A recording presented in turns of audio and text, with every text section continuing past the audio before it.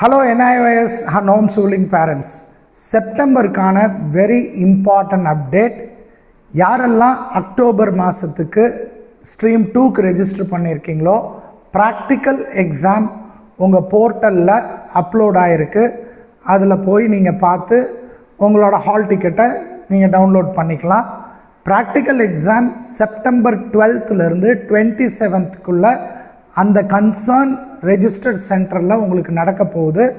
டீட்டெயில்ஸை தெரிஞ்சு மறக்காமல் ப்ராக்டிகல்ஸ் எழுதிருங்க.